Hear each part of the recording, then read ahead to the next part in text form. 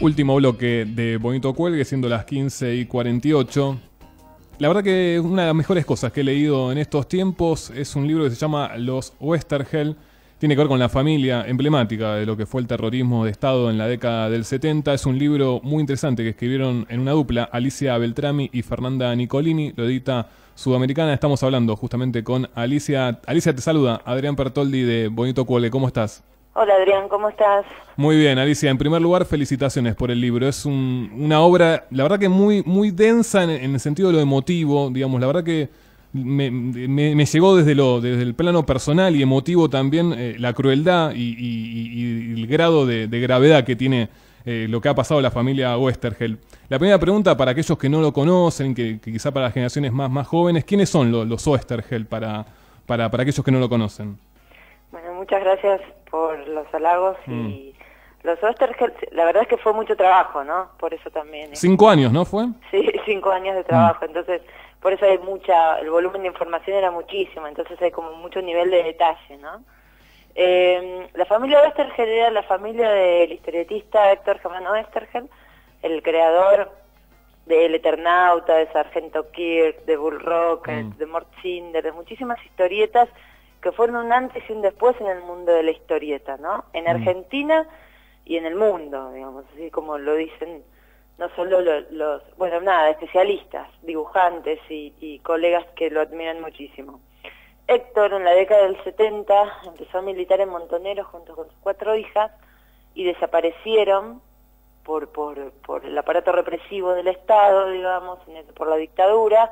Héctor, sus 4 hijas, 3 yernos y 2 de las chicas estaban embarazadas, así que está buscando 2 nietitos todavía. O sea, 10 personas, una familia diezmada, o sea, 10 personas se murieron, desaparecieron sí. y solo se recuperó el cuerpo de uno de ellos, que es el esposo de Diana, la segunda de las chicas, y apareció el primer cuerpo de la tercera de las hijas, que se llama Beatriz, en el momento, en tiempo real, en el 76. Desde entonces empezó una búsqueda desesperada por Elsa, la única sobreviviente, junto a 2 nietitos,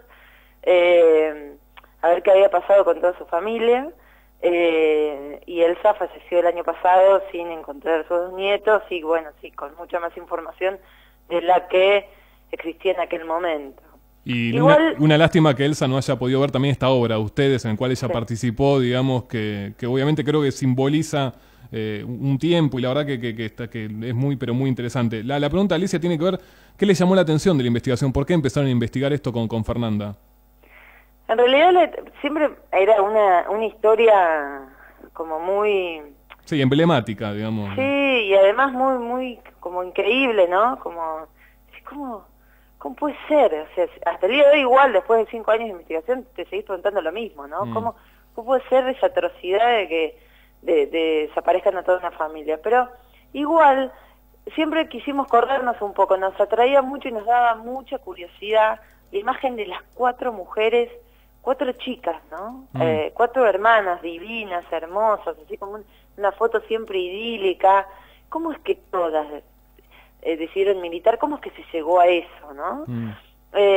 Entonces era como, nos daba mucha curiosidad ese universo femenino, como retratarlas más allá de la militancia, ¿no? Sino también como mujeres militantes.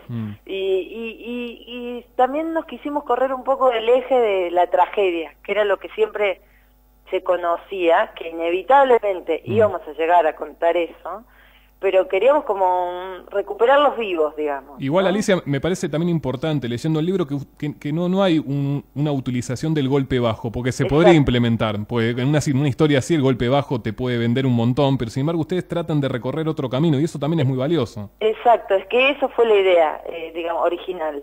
Como desde un principio queríamos como recuperar los vivos en acción, militando, y también cuando eran niñas, cómo era esa familia idílica que Elsa siempre hablaba, que llamaba en todas sus entrevistas como la familia Conejín, que eran 4 mujeres y los padres, viste la foto de tapa que dentro de un corralito en el jardín de la casa, padres atípicos para su época, de la década del 50, muy cercanos, muy presentes en la educación de sus hijas.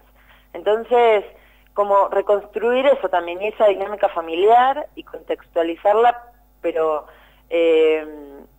darle un verdadero contexto para entender cómo fueron evolucionando hacia la militancia y después hacia la tragedia final, ¿no? Como cómo se entrelazaba sus vidas con el contexto, con ese clima de época y con decisiones políticas, hasta que finalmente ingresaron orgánicamente a la organización de Montoneros.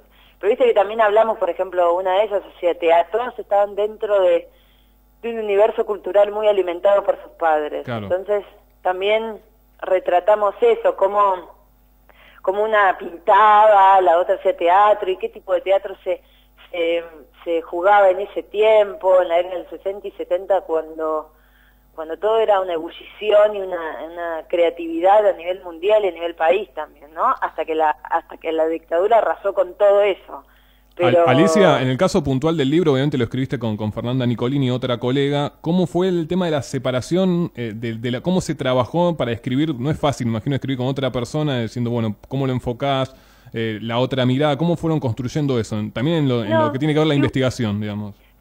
Eso no fue tan complejo. En realidad, como lo más trabajoso fue el trabajo de investigación, digamos, ¿no? Como de recabar toda la información. Nos dividimos para investigar en profundidad a las chicas, 2 cada una, digamos. Después trabajamos el personaje de Héctor entre las 2 y de Elsa también.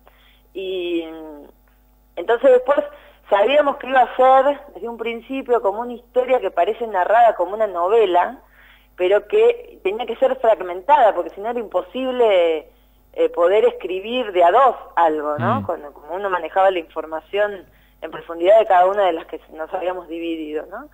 Pero bueno, ahí nos ayudó muchísimo nuestra editora, que se llama Ana Laura Pérez, que es un lujo total haberla tenido de editora, y que ella es como que nos dio la idea de una novela rusa, que las novelas rusas, viste, son corales que retratan al mismo tiempo, más allá de los perfiles de tus protagonistas, muchas más historias de un modo fragmentado, que entran esos personajes en profundidad, pero también hablan de otras cosas y saltan de un personaje a otro.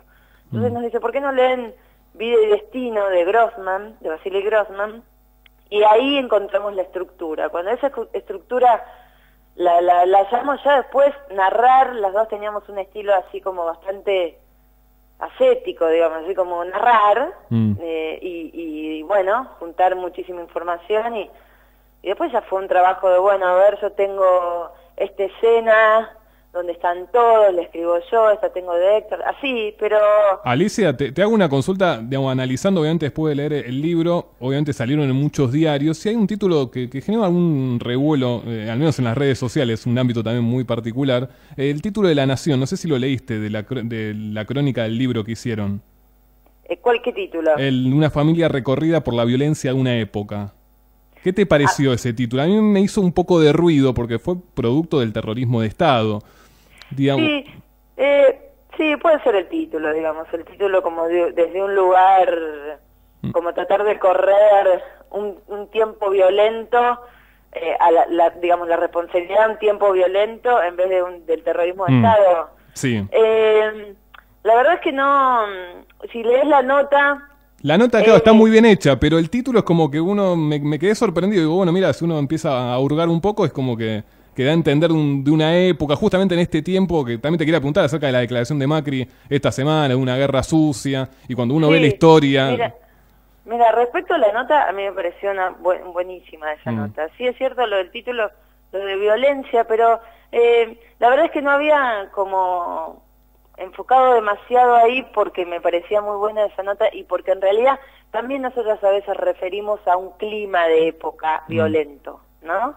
Que no tiene nada que ver con nada, todo este tipo de declaraciones que hizo el presidente, obviamente, que son tristísimas y que